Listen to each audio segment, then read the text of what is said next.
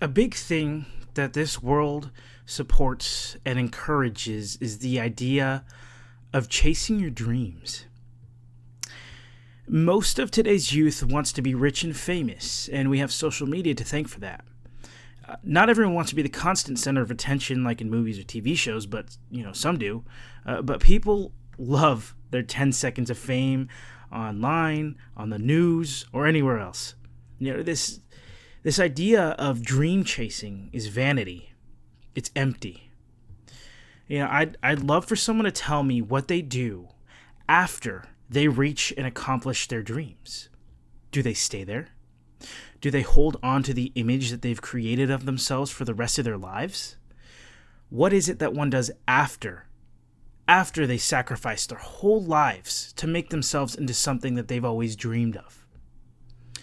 This is on my mind because recently my wife and I watched the movie Tick, Tick, Boom. If you haven't seen it, it's about a musical theater songwriter. His name is Jonathan Larson, who had this itch, this burning desire to change the entire musical theater industry. The way he's portrayed as a 29-year-old talented artist who fears turning 30 because he has yet to complete his first major Broadway musical. Jonathan compares himself to Stephen Sondheim, who wrote his first Broadway musical at 27 years old. Without summarizing the entire movie, I'll compress it all by saying that Jonathan's attitude toward life was that he was a failure because he turned 30 and he had nothing to show for it. No show, no Broadway musical, whatever. He actually spent 8 years writing a musical that gained no investment and no interest, and he felt defeated. And so this resonated with me because I used to feel very similar. I spent my high school career figuring out what I liked to do, but I found out that I liked a lot of things. I had many interests. However, when it came to choosing just one for a career and college pathway, I chose art, drawing. I wanted to be an artist. And when art school didn't work out, I got depressed. You could say I put all my eggs into one basket. I had this vision, this dream of becoming an artist, and when things didn't go the way I had planned and hoped, I was lost. I was so lost for a while. Ask my wife. She had to bear with me all those years. So I'm bringing this up because, yes, in a sense, my former self related to Jonathan Larson. I actually had an image in my head of being successful at a young age. And when I didn't have an art job by 20 years old, I felt defeated. So here's where I'm thankful. God woke me up, and he let me see how I needed to get my mind off of myself. I was throwing pity parties left and right, feeling bad that I had all this talent, but it was all these other people who had less to no talent getting these dream jobs. I felt like I was the special one being overlooked because I didn't get the right connections or the right interactions with the right people. So, I really felt for Jonathan Larson, at least by the way he was portrayed in this movie. He was so gifted. He was so musically inclined and naturally had a knack for writing songs. Yet he was chasing the wrong thing, his dream. What I'm trying to get at is this.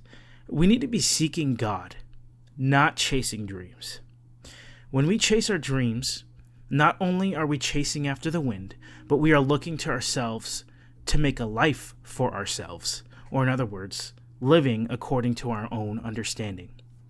And those two things I just said, let's see what the Bible has to say about it.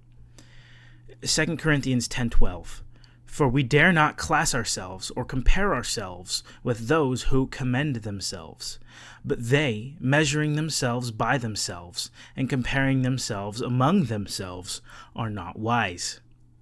Proverbs 3:5. Trust in the Lord with all your heart and lean not on your own understanding. I don't know what Jonathan Larson's life was truly like, but I do know what my life has been like. We go wrong when we get caught up in emotions, feelings, passions, desires. Yes, those things are a part of this human flesh nature, we must have self-control over them. Because when those emotions, feelings, passions, desires are left unchecked, they lead into sin. And I can say that from personal experience. Because of the emotions that I felt from being a failure, I was trapped in sin. Because of the feelings I felt, I envied other young artists' success, and I was trapped in sin. Because of the passions I experienced, I would get angry at my life.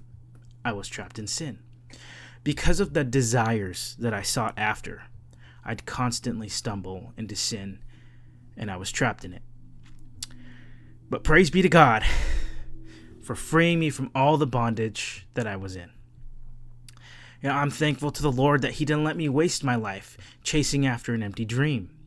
And I really hope that God can show you that He does not want us chasing dreams. Remember that thing I said earlier about how I'd love for someone to tell me what they do after they reach and accomplish their dream? Well, Solomon in the book of Ecclesiastes writes about it. It's a very, very similar situation. If you don't know, Solomon was made king after David, and under Solomon's reign, no one had ever been richer than he. And he was filthy rich. Ecclesiastes 1:12-14. I, the preacher, was king over Israel and Jerusalem, and I set my heart to seek and search out by wisdom concerning all that is done under heaven. This burdensome task God has given to the sons of man, by which they may be exercised. I have seen all the works that are done under the sun, and indeed, all is vanity and grasping for the wind. Let's go down to 16 and 17. I communed with my heart, saying, Look, I have attained greatness, and have gained more wisdom than all who were before me in Jerusalem. My heart has understood great wisdom and knowledge, and I set my heart to know wisdom and to know madness and folly. I perceived that this also is grasping for the wind. The richest man in the world at that time was dissatisfied. And it makes me think of the rich and famous people of our time. Are they truly happy? Are the people that the world worships truly satisfied with their lives? I highly doubt it, and this is why. Philippians 4:11-13. Not that I speak in regard to need, for I have learned in whatever state I am to be content. I know how to be abased, and I know how to abound. Everywhere and in all things I have learned both to be full and to be hungry, both to abound and to suffer need. I can do all things through Christ who strengthens me. There's a false security and false contentment in wealth and fame. It's all shallow, and it's all empty. But with Christ, contentment and satisfaction in Him is deep and full. One more thing I want to share is that Jesus talks about riches quite often. And here's one parable that He spoke pertaining to this certain topic. Luke 12:12-21. Then one from the crowd said to Him, Teacher, tell my brother to divide the inheritance with me. But He said to him, Man, who made me a judge or an arbitrator over you? And He said to them, Take heed and beware of covetousness, for one's life does not consist in the abundance of the things he possesses. Then He spoke a parable to them, saying, The ground of a certain rich man yielded plentifully, and he thought within himself, saying, What shall I do, since I have no room to store my crops? So he said, I'll do this. I will pull down my barns and build greater, and there I will store all my crops and my goods. And I will say to my soul, Soul, you have many goods laid up for many years. Take your ease, eat, drink, and be merry.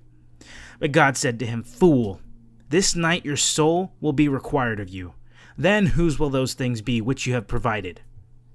So is he who lays up treasure for himself and is not rich toward God. So let's say you reach your dream, okay? Let's say you achieve the fame and success that you oh so desired. You'll then put your trust in your money and your achievements rather than God. You'll put yourself on a pedestal and worship yourself rather than God. You'll hold your head a lot higher and point your nose up in the air instead of humbling yourself and bowing your head in submission to God. Dreams are dreams. Why can't we just let them be dreams? Why can't we lay our lives down and surrender our wills as Christ did? Only God can show you, and I hope that He does, just as he has shown me.